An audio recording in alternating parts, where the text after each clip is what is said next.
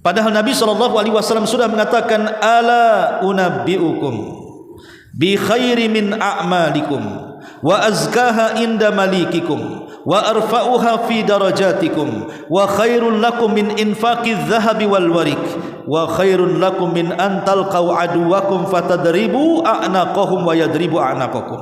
Qalu bala ya Rasulullah. Qala dzikrullahi azza wa jalla. Kata Nabi SAW, mau enggak aku kabarkan kepada kalian amal yang paling baik, yang bisa membersihkan dosa-dosa kalian di hadapan Rabb kalian, yang bisa mengangkat derajat-derajat kalian, dan itu lebih baik daripada infak emas dan perak, dan itu lebih baik daripada engkau berjumpa dengan musuh, engkau membunuh musuh atau engkau dibunuh musuh. Tentu sahabat heran, amal apalah itu pahalanya gede gitu? Amal apa itu kok pahalanya luar biasa seperti itu? Maka Rasul mengatakan, Bismillahirrahmanirrahim.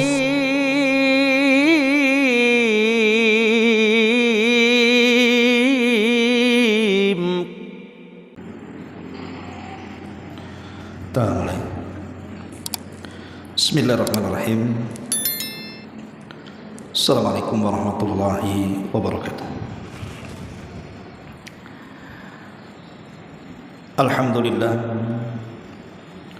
wassalatu wassalamu ala rasulillah wa ala alihi wa sahbihi wa mawalah wa la hawla wa la quwata illa billahi wa ba'du. Alhamdulillah, segala puja Subhanahu wa ta'ala. Salawat dan juga salam kita hadiahkan kepada Rasul kita Nabi besar Muhammad sallallahu alaihi wa ala alihi wasallam. Alhamdulillah, di pagi menjelang siang ini kita masih bisa berkumpul di Masjid Nidaul Ilmi. Tak lupa salawat dan juga salam kita hadiahkan kepada Rasul kita, qudwah kita dan Nabi kita Muhammad sallallahu alaihi wa ala alihi wasallam. Pembahasan di pagi menjelang siang ini kita akan membahas tentang beberapa amalan yang akan membuat menyesal kita di akhirat kalau tidak mengamalkannya. Jadi amalan-amalan ini kelak akan menjadi penyesalan bagi kita pada hari kiamat apabila kita tidak segera melakukannya di dunia. Inilah pembahasan yang kita akan bahas di hari ini. Ma'asyiral muslimat yang dimuliakan Allah Subhanahu wa ta'ala, kita tahu bahwa kehidupan dunia ini adalah tempat berlomba-lombanya kita memperbanyak amalan saleh. Makanya di banyak ayat dalam Al-Quran Allah Subhanahu wa ta'ala mengisyaratkan akan itu. Seperti Allah menyebut dalam surah Al-Imran ayat 133, wasari'u ila magfiratin mir rabbikum wa jannatin arduhas samawati wal ardu uiddat lil muttaqin.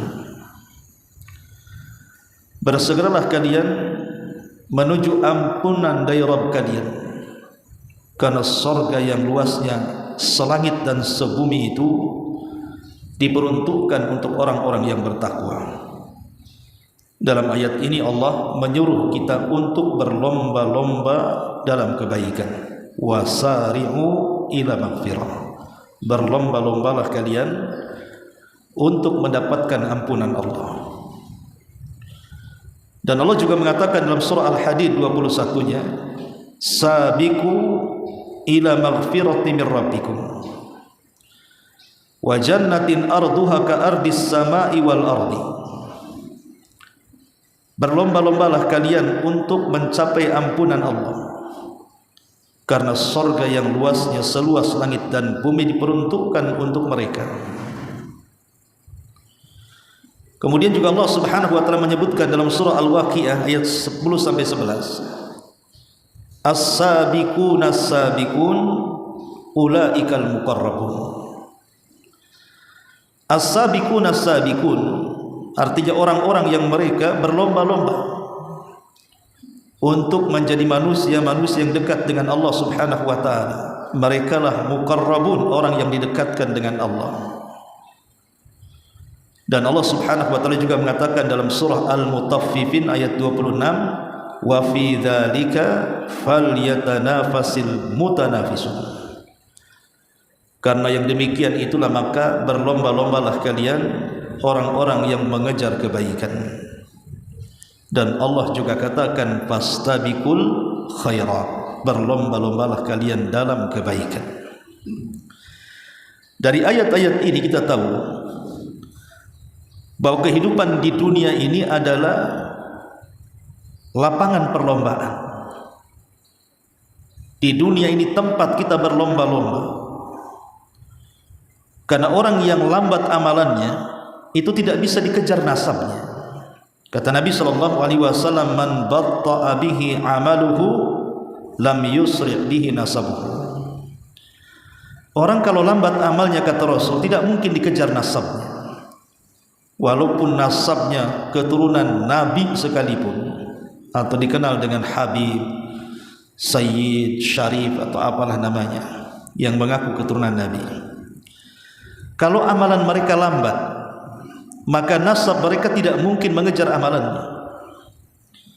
Karena yang menentukan orang masuk surga itu dengan amalannya, bukan dengan nasabnya. Makanya Nabi SAW mengatakan kepada putrinya sendiri Fatimah, ya Fatimah binta Muhammadin salini ma syi'ti la ugni anki minallahi syai'an.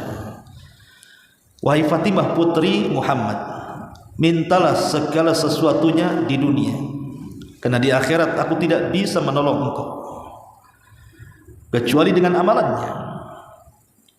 Lihat bagaimana Nabi SAW tidak bisa menolong Fatimah dari azab Allah, bahkan tidak bisa menolong keluarga-keluarga yang lain dari azab Allah Subhanahu wa taala kalau hanya mementingkan nasab. Karena yang bisa menghalangi manusia dari azab Allah itu adalah amal solehnya. Makanya mumpung di dunia ini perbanyak amal soleh, karena nanti di akhirat kita akan dibuat menyesal akan perbuatan kita sendiri di dunia. Seperti Allah Subhanahu wa taala berfirman dalam surah Fatir 37, wa hum yastarihuna fiha rabbana akhrijna na'mal salihan ghairal ladzi kunna na'mal. Mereka penduduk neraka itu menjerit-jerit kesakitan karena azab Allah. Mereka pun berdoa, ya Rabb, keluarkan kami dari neraka ini.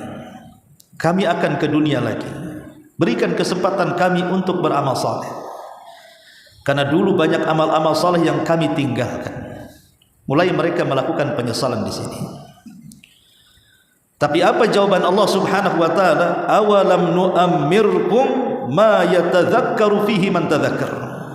Bukankah di dunia, kata Allah, aku sudah memberikan usia yang panjang kepadamu, dan sudah kukirim orang-orang yang akan memberikan peringatan kepadamu. Kemanakan usiamu, dan kenapa pemberi peringatan kau tidak mendengarkannya? Lihat bagaimana orang-orang yang selama di dunia itu kurang amalnya, maka mereka akan menyesal nanti pada hari kiamat dan meminta dikembalikan ke dunia. Mungkin, mustahil. Ma'asyiral muslimat yang dimuliakan Allah Subhanahu wa taala. Bahkan disebutkan dalam surah As-Sajdah ayat 12, Allah mengatakan, walau tara idzil mujrimuna naqisu ru'usihim inda rabbihim rabbana absarna wa sami'na farji'na na'mal salihan inna muqinun.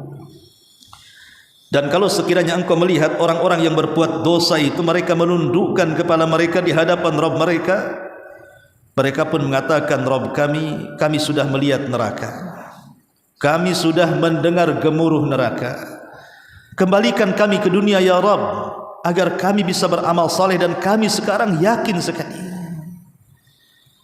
Lihat, ayat ini juga menggambarkan orang-orang yang banyak melakukan dosa di dunia dan sedikit melakukan amal saleh di dunia. Kemudian di akhirat mereka diperlihatkan neraka, baru mereka mengatakan absarna wa sami'na, kami sudah melihat dan kami mendengar gemuruhnya. Kemudian mereka menyesal dan mengatakan farji'na na'mal salihan, kembalikan kami wahai Rabb ke dunia, kami akan beramal saleh. Mungkin? Mustahil. Makanya kenapa Allah Subhanahu wa taala mengatakan wa anfiqu mimma razaqnakum min qabli an ya'tiya ahadakumul maut fayaqul Rabbi laula akhartani ila ajalin qarib fa asaddaqa wa aku minas salihin. Bersedekahlah apa yang telah kami rizkikan kepada kalian sebelum datang kematian menjemput kalian. Tiba-tiba kalian bicara, Rabb kami, kembalikan kami ke dunia walaupun sesaat, agar kami bisa bersedekah dan kami bisa beramal saleh. Mungkin? Mustahil. Dan Allah juga mengatakan bagaimana penyesalan yang hebat yang mereka rasakan, sehingga mereka mengatakan yaqulu ya laitani qaddamtu li hayati. Mereka mengatakan kelak pada hari kiamat, duhai celaka aku, duhai celaka aku, qaddamtu li hayati, apa yang telah aku lakukan selama perjalanan hidupku, apa yang akan aku serahkan ke hadapan Allah dengan perjalanan kehidupanku yang penuh dengan maksiat dan sedikit amal. Ma'asyiral muslimat yang dimuliakan Allah Subhanahu wa taala, jangan lagi cerita nanti pada hari kiamat. Ketika kita meninggal dunia saja, baru masuk dalam kubur, penyesalan itu sudah ada. Sebagaimana Allah mengatakan hatta idza jaa ahadahumul mautu qala rabbirji'uni. Ketika salah seorang di antara kalian dijemput kematiannya, dia pun mengatakan ya Rabb, kembalikan aku ke dunia, la'alli a'malu salihan, agar aku bisa beramal saleh. Tapi apa jawaban Allah? Kalla innaha kalimatun huwa qailuha. Mustahil, karena ada dinding barzah yang memisahkan engkau dengan kehidupan dunia. Lah apakah penyesalan-penyesalan itu harus kita katakan kelak setelah kematian, atau harus kita katakan setelah kiamat dibangkitkan kemudian dihadapkan di hadapan Allah, baru kita berdoa kecelakaan akan diri sendiri dan menyesal dan ingin dikembalikan ke dunia, padahal itu adalah mustahil? Lah, maka sebelum itu terjadi, maka amalkan amalan-amalan yang dijelaskan oleh para ulama, supaya amalan-amalan ini tidak menjadi penyesalan kita pada hari kiamat kalau kita tidak mengamalkannya di dunia. Apa saja amalan itu? Ma'asyiral muslimat yang dimuliakan Allah Subhanahu wa taala, yang pertama, jaga salat, terutama salat 5 waktu, karena itu salat yang diwajibkan kepada kita.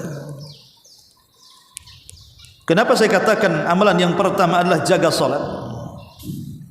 Karena salat ini kalau sampai ditinggalkan, maka ada neraka khusus yang Allah Subhanahu wa taala sediakan kepada mereka.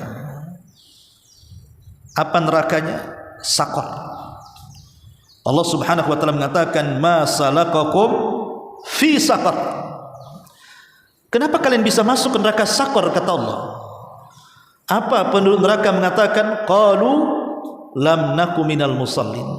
Karena dulu di dunia kami tidak pernah salat. Tegas-tegas ahli sakor ini mengatakan karena kami di dunia dulu tidak pernah salat, baru mereka merasakan. Apa nunggu masuk neraka sakor kemudian dia berpikir ingin balik ke dunia dan berjanji ingin salat? Mustahil. Maka jangan pernah tinggalkan salat. Apalagi salat sendiri adalah amalan yang pertama kali dihisab di hadapan Allah Subhanahu wa taala. Kata Nabi sallallahu alaihi wasallam, awal ma yuhasabu bihil abdu yaumal qiyamah salatuhu. Faman saluhat salatuhu saluha sairu amalihi wa man fasadat salatuhu fasada sairu amalihi. Kata Rasul, amalan yang pertama kali dihisab di hadapan Allah adalah salatnya. Kalau solatnya baik, maka menentukan kebaikan amal yang lainnya.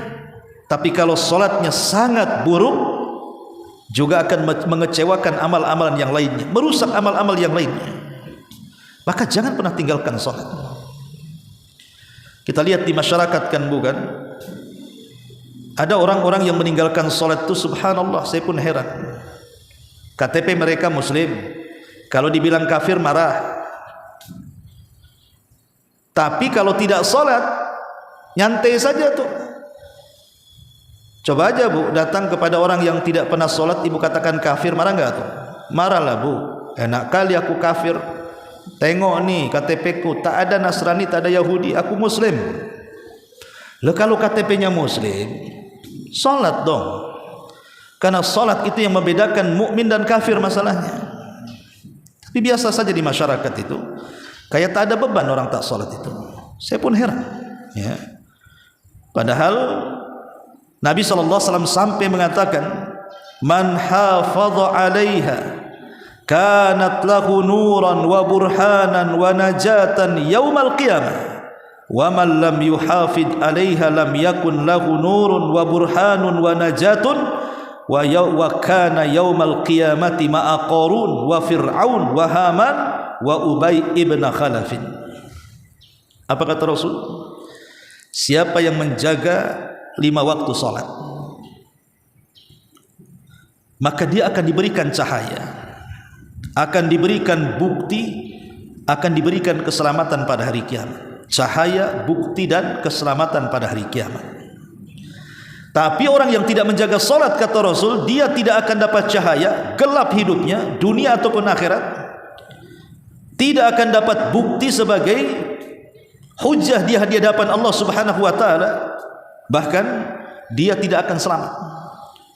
Dan nanti pada hari kiamat orang-orang ini akan dimasukkan satu neraka dengan Qarun, dengan Fir'aun, dengan Haman, dan dengan Ubay ibn Khalaf. Maka jangan sampai meninggalkan solat. Saya kira ibu-ibu yang hadir di sini insyaallah tidak mungkin meninggalkan solat, mudah-mudahan. Tapi terkadang saya, ibu kan kadang-kadang punya saudara, punya kerabat, punya kawan, punya tetangga. Ibu bisa lihat kan, mesti di antara kerabat kita, keluarga kita, tetangga gitu, ada yang enggak salat kan? Kan kita heran gitu kan. Kita ini sedang bertetangga dengan seorang muslim atau dengan seorang kafir? Kita ini satu keluarga dengan seorang muslim atau dengan orang kafir? Maka ajak mereka salat. Katakan sebelum kau menyesal di akhirat, salat sekarang. Karena nanti setelah kematian tidak ada kesempatan lagi untuk salat. Bahkan engkau disolati orang lagi. Ini yang pertama. Yang kedua, amalan yang jangan sampai ditinggalkan, dan kalau ditinggalkan akan membuat penyesalan pada hari kiamat. Malas untuk istighfar. Jangan malas istighfar. Karena saya, ibu atau siapapun tidak lepas daripada dosa. Manusia itu loh, sarangnya dosa, tempatnya dosa, tempatnya salah. Kalau ada orang mengatakan aku tidak pernah berbuat dosa, Ustaz, kadzab, dusta engkau. Mana ada orang tidak berbuat dosa? Sehari-hari kita ini berbuat dosa.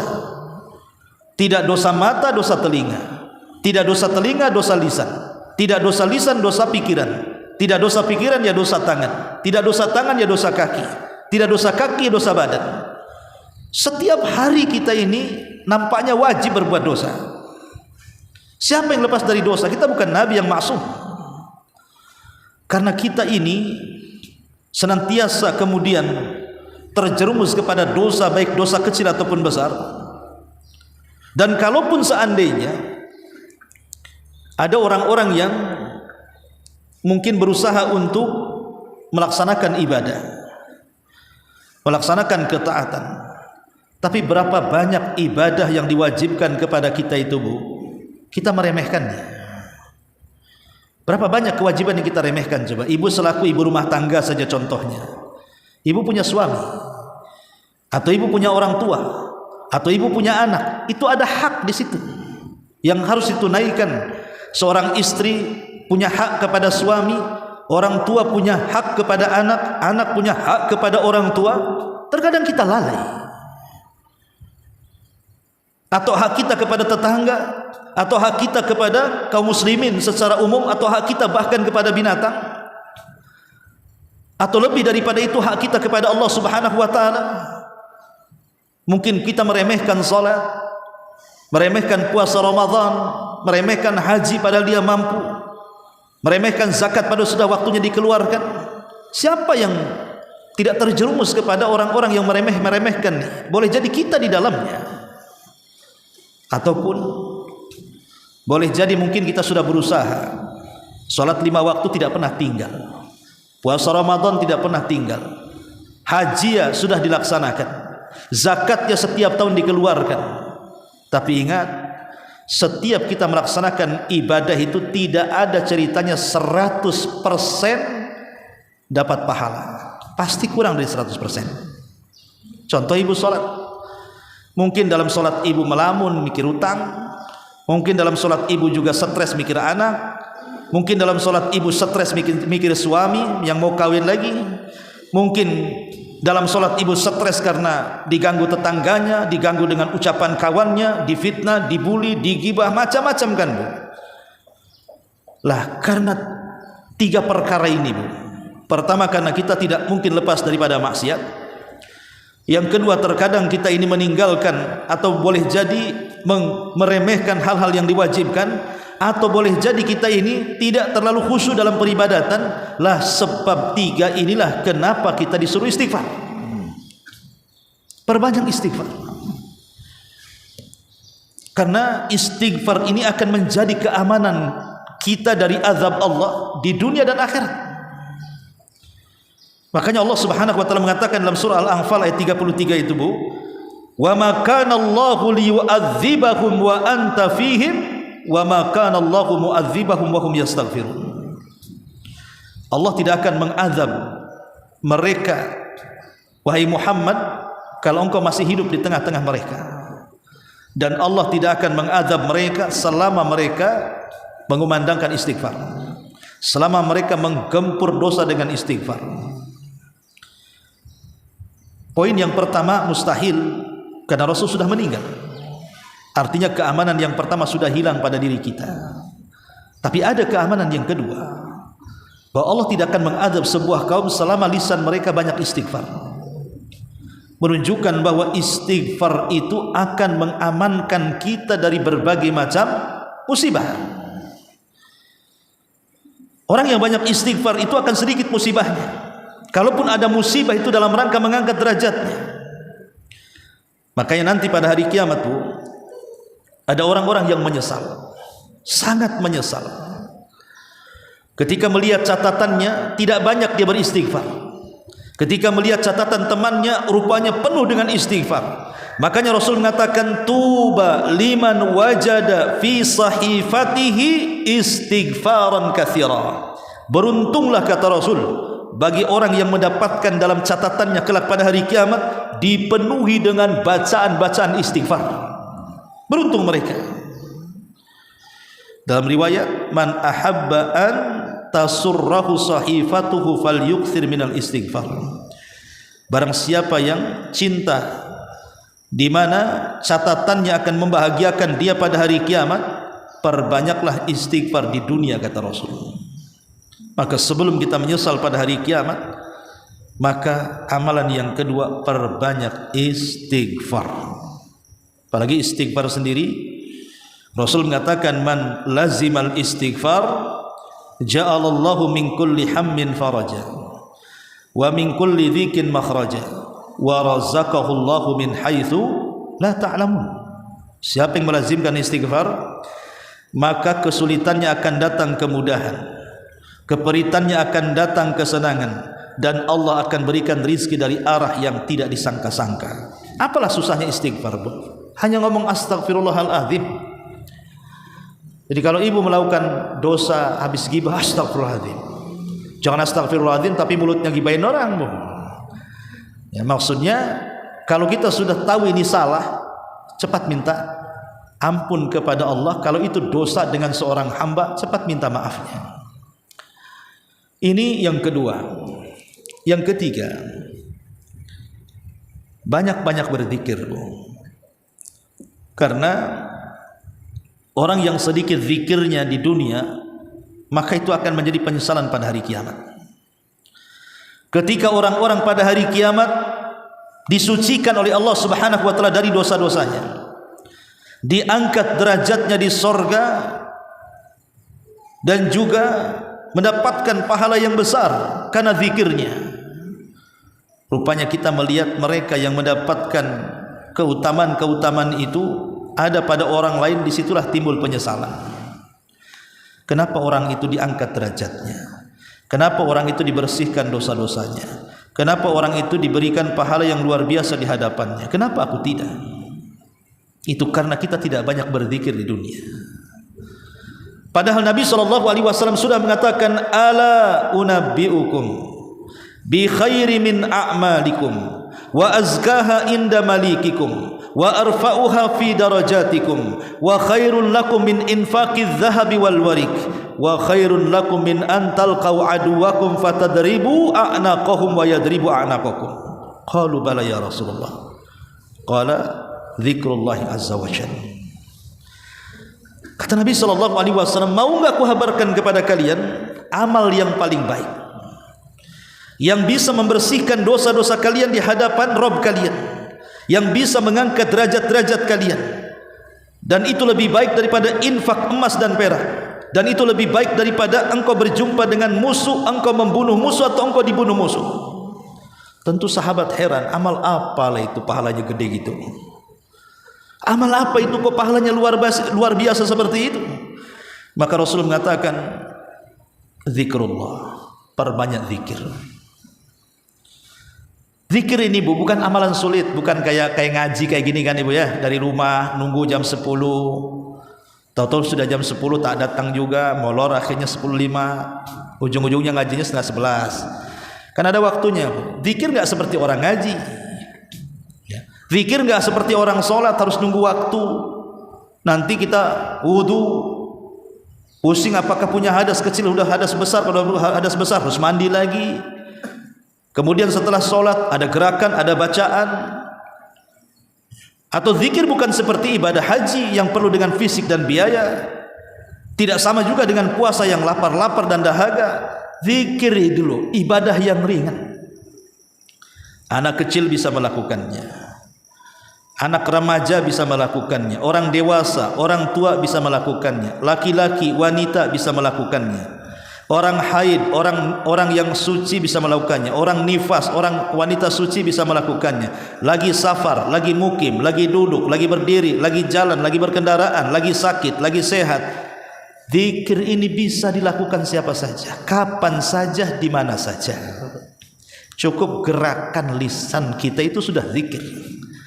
Dengan bertasbih, bertahlil, bertakbir, bertahmid, dan begitu seterusnya.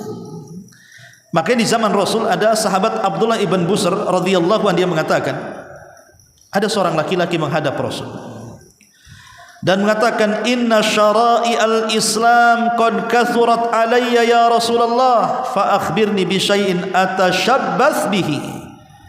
Qala la yazalu lisanuka radban min dzikrillah. Ada seorang laki-laki di zaman Rasul. Dia mengatakan, Rasul, syariat Islam yang diperintahkan kepadaku banyak kalilah, aku harus begini, harus begini, harus begini, banyak kalilah syariat Islam yang sudah numpuk yang harus aku lakukan ini wahai Rasul. Maka kata Nabi SAW ketika ditanya oleh sahabat ini, kalau gitu habarkan kepadaku dengan sesuatu yang bisa aku istiqomah melakukannya, karena ibadah itu banyak, selain yang wajib itu kan banyak Bu. Ada sedekah, ada silaturahim, ada baca Quran, ya kan Bu, ada dakwah, ada mencari ilmu, macam-macam ibadah selain ibadah wajib itu. Orang ini mengatakan, ya Rasulullah, habarkan kepadaku satu ibadah yang aku bisa istiqomah,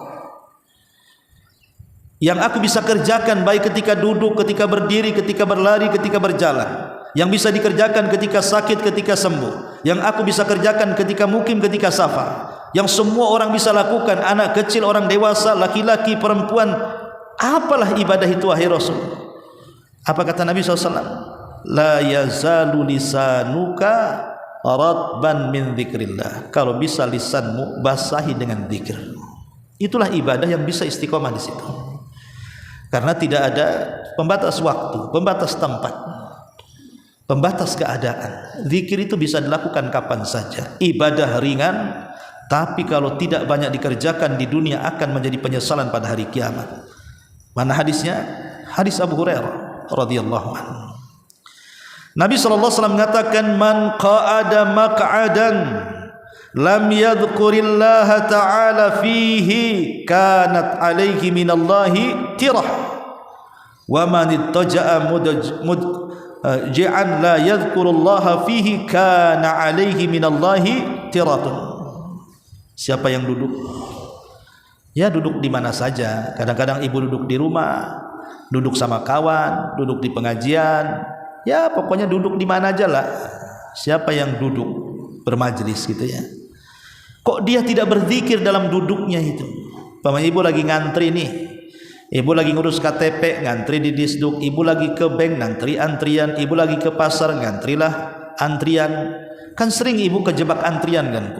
Nggak mungkin ibu tidak pernah kejebak antrian, pasti kejebak, entah di kantor, entah di kantor pemerintahan, ya pasti itu. Lah itu kan bisa kita manfaatkan untuk berzikir kan Bu. Makanya Rasul mengatakan, siapa yang duduk kemudian dia tidak menyebut nama Allah di dalamnya, maka dia akan mendapatkan penyesalan di hadapan Allah. Siapa yang berbaring dan tidak berzikir kepada Allah, maka dia pun akan mendapat penyesalan di hadapan Allah. Dia akan menyesal nanti pada hari kiamat di hadapan Allah. Kenapa aku tidak banyak berzikir? Padahal zikir itu ibadah yang paling mudah. Ibu jalan kaki dari sini ke rumah pun bisalah 100-200 kali mengucapkan subhanallah, mengucapkan alhamdulillah, mengucapkan la haula wala quwata illa billah, dan zikir-zikir yang lainnya. Ya, ini yang ketiga. Yang keempat, Al-Quran. Al-Quran ini kalau tidak dibaca dan dipelajari dan diamalkan, nanti pada hari kiamat akan menjadi penyesalan. Nabi SAW mengatakan dalam sebuah hadis, kata Nabi SAW, iqra'ul Qur'ana fa innahu ya'ti yaumal qiyamati syafi'an li ashabi. Bacalah Quran di dunia, karena Quran kelak pada hari kiamat akan menjadi syafaat bagi para pembacanya. Keselamatan manusia di akhirat itu ditentukan salah satunya dengan syafaat, dan lebih daripada itu dengan rahmat Allah Subhanahu wa taala. Jadi nanti pada hari kiamat ketika banyak orang yang kemudian diselamatkan dengan syafaat mereka karena bacaan Quran di dunia, kita pula menanti-nanti syafaat itu tak datang-datang.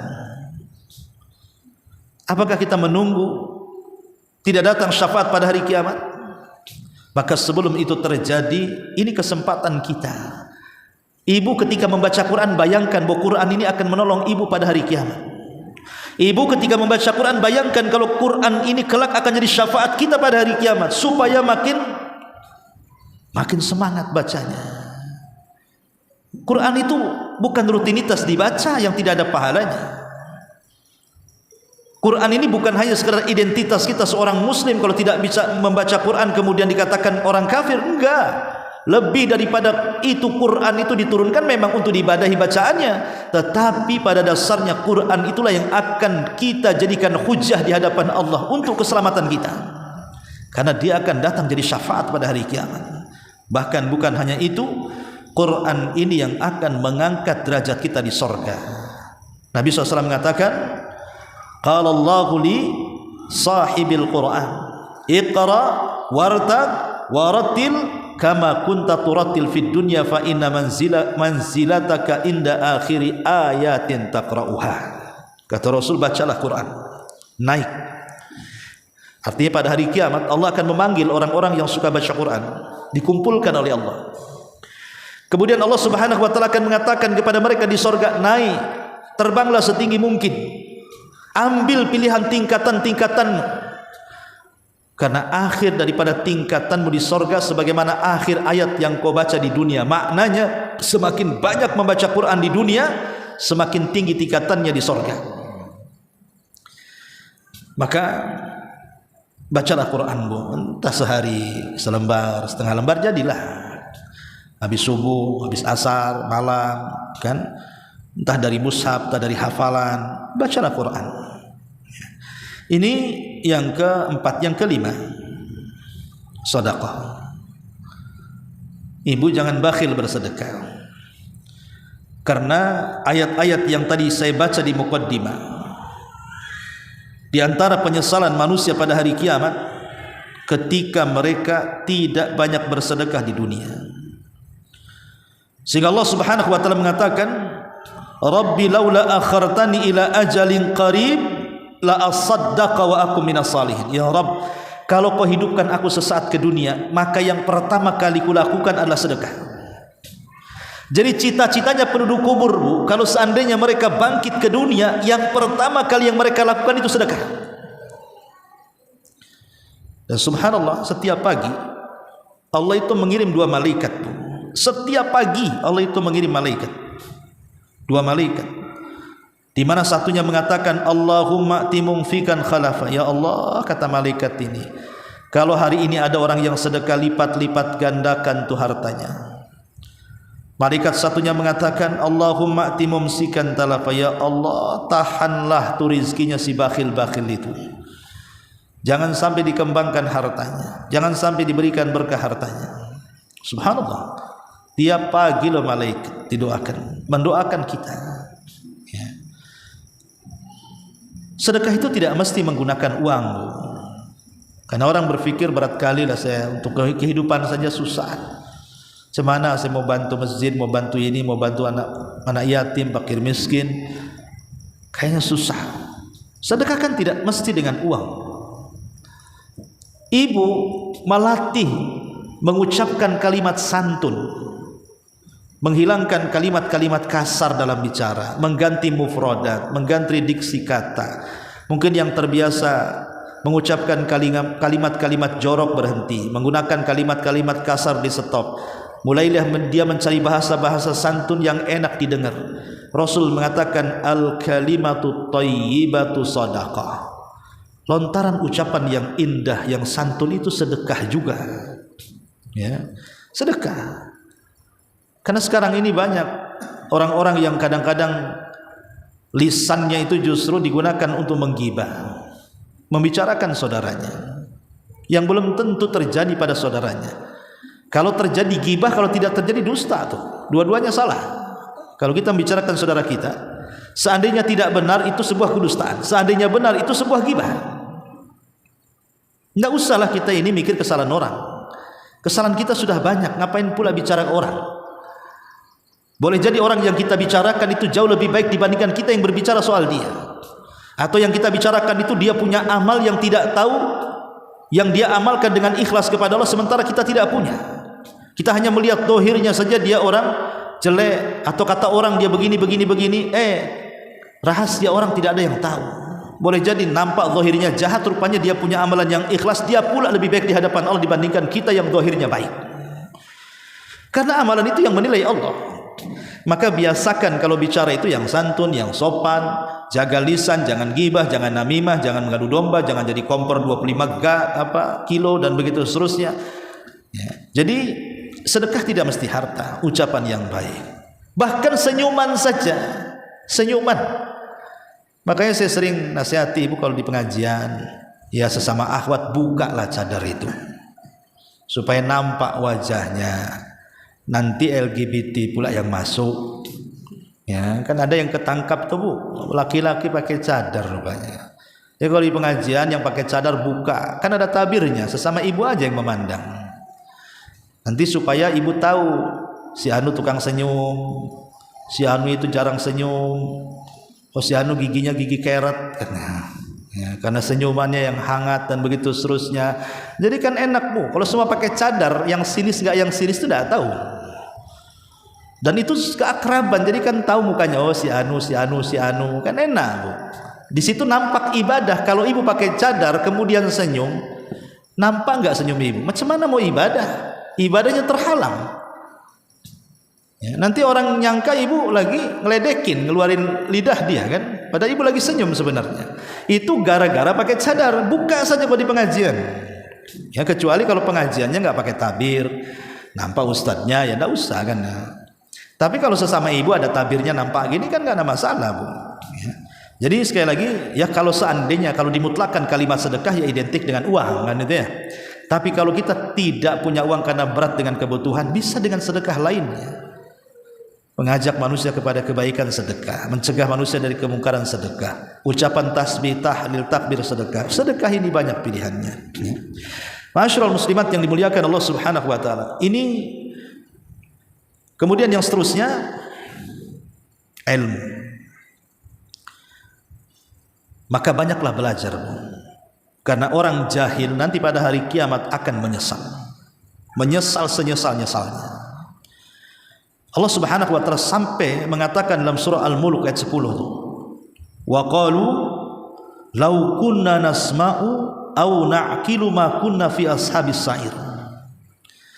Dan mereka berkata sekiranya kami di dunia mendengarkan ataupun memikirkan peringatan-peringatan itu, niscaya tidaklah kami termasuk menjadi para penghuni-penghuni neraka yang menyala-nyala. Lihat bagaimana orang-orang yang menyesal pada hari kiamat. Salah satunya adalah orang yang mereka tidak belajar, tidak menggunakan kuping mereka untuk mendengar kajian, tidak pernah mendengarkan, tidak menggunakan mata dan pikirannya untuk menambah pengetahuan. Maka nanti pada hari kiamat menyesal. Makanya mereka mengatakan lau kunna nasma, coba di dunia kami mendengar peringatan-peringatan, pengajian-pengajian, wejangan-wejangan, nasihat-nasihat, au na'qil, atau otak kita berpikir, ya, terus belajar dan belajar sehingga tahu ini hukum halal haram, baik tidak, syirik, bid'ah, tauhid, taat, maksiat. Akhirnya dia tahu.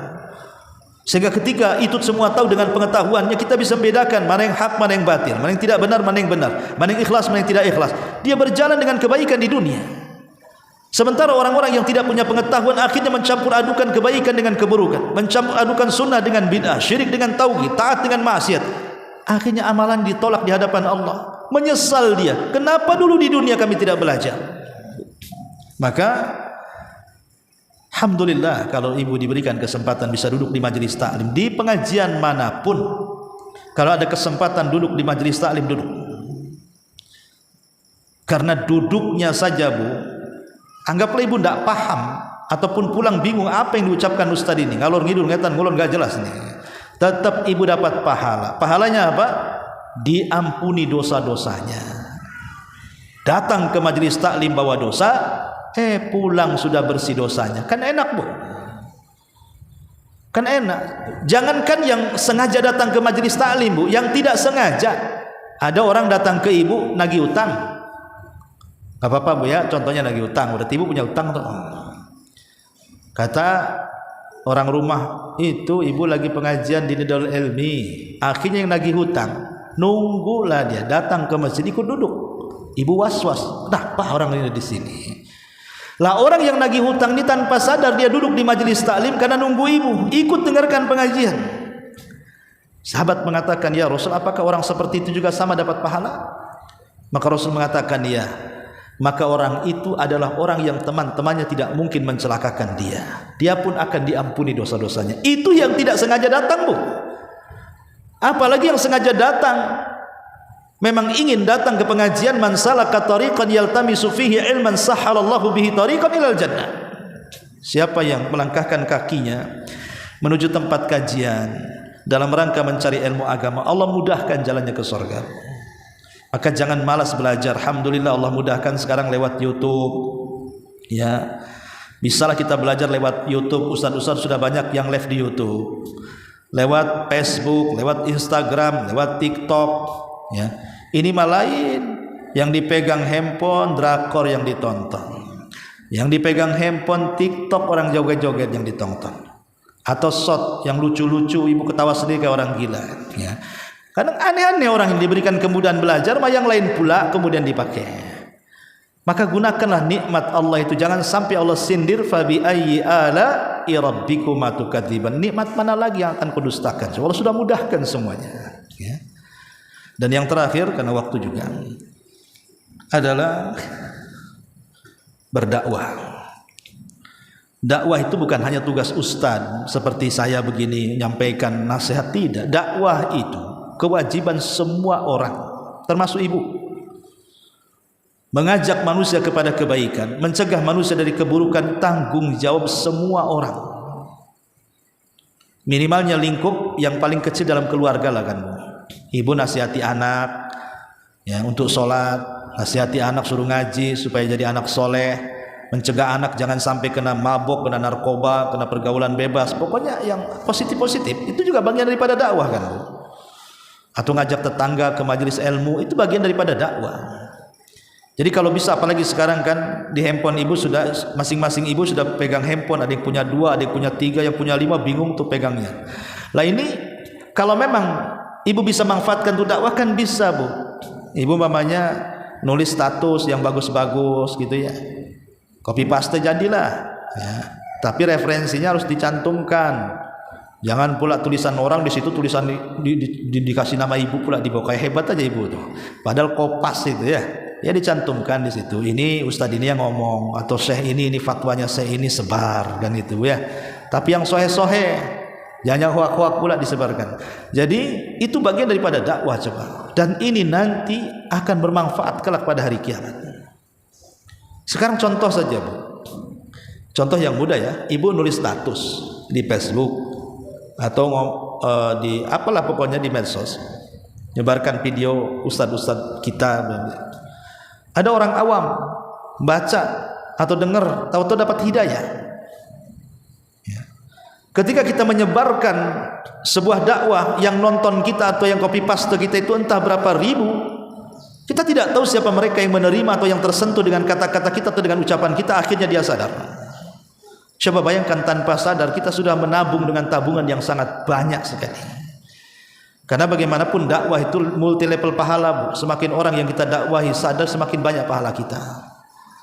Dan mereka, orang-orang yang didakwai dan dapat hidayah itu kelak akan jadi syafaat kita juga kalau mereka jadi orang soleh bu. Mereka akan memberikan doa-doa terbaik untuk kita yang menyadarkan mereka. Makanya ya setiap hari kalau bisa berdakwah, ya menasihati keluarga, tetangga, kawan, atau nge-share atau apa gitu ya. Jangan sampai kemudian ada sisa-sisa waktu itu yang berlalu begitu saja. Karena bagaimanapun Allah mengatakan wa man ahsanu qaulan mimman da'a ilallahi wa amila salihan wa qala innani minal muslimin. Siapa lagi ucapan yang lebih indah dibandingkan orang yang mengajak ke jalan Allah dan beramal saleh dan mengatakan saya seorang muslim. Wallahu a'lam bishawab. Sampai di sini. Kalau ada yang mau bertanya silahkan. Kalau tidak kita tutup. Iya. Assalamualaikum warahmatullahi wabarakatuh. Waalaikumsalam. Ibu hamil dan menyusui yang banyak utang puasanya dengan berfidyah, apakah harus puasa lagi setelah dia tidak menyusui lagi? Iya. Saya mengambil fatwa daripada Syekh bin Baz rahimahullah taala ketika ditanya apakah ibu hamil dan menyusui itu harus mengqadha atau cukup bayar fidyah. Ada 3 perselisihan ulama. Secara singkat ada yang mengatakan cukup fidyah, ada yang mengatakan harus qadha, ada yang mengatakan qadha dan fidyah. Tapi Syekh bin Baz memilih bahwa ibu hamil dan menyusui posisinya sama dengan seorang musafir.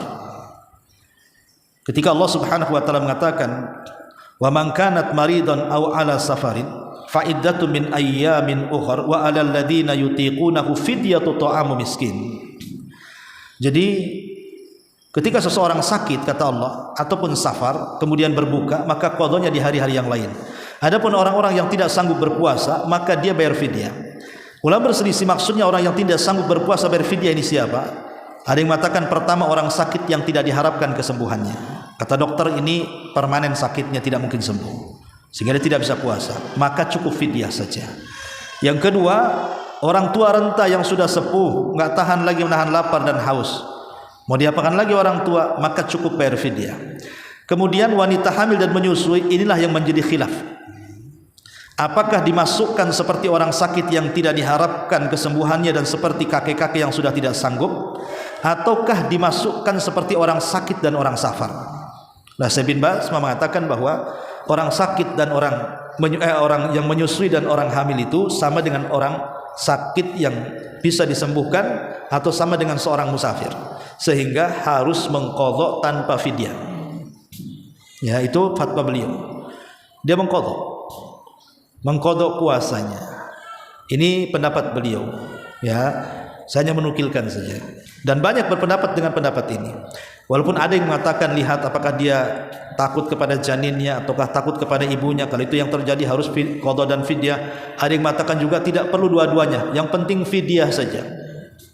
Yaitu terpulang kepada keyakinan kita mana yang lebih kuat dari pendapat para ulama ini. Bagi yang mengatakan cukup fidyah, ya fidyah saja. Bagi yang mengikut pendapat ya qadha saja. Bagi yang mengatakan qadha dan fidyah, ya dua-duanya, kan gitu. Karena masalah fikih itu masalah yang luas. Cuman kalau ibu tanya kepada saya, ya saya lebih memilih pendapat Syekh bin Baz bahwa orang yang menyusui dan orang yang hamil itu sama dengan musafir. Artinya dia cukup mengqadha saja kalau selesai menyusuinya atau selesai kehamilannya. Wallahu a'lam. Baik, sampai di sini. Kalau tidak ada yang bertanya, kita tutup. Subhanaka bihamdika asyhadu an la ilaha illa anta astaghfiruka wa atubu ilaik. Allahu ta'ala a'lam. Assalamualaikum warahmatullahi wabarakatuh.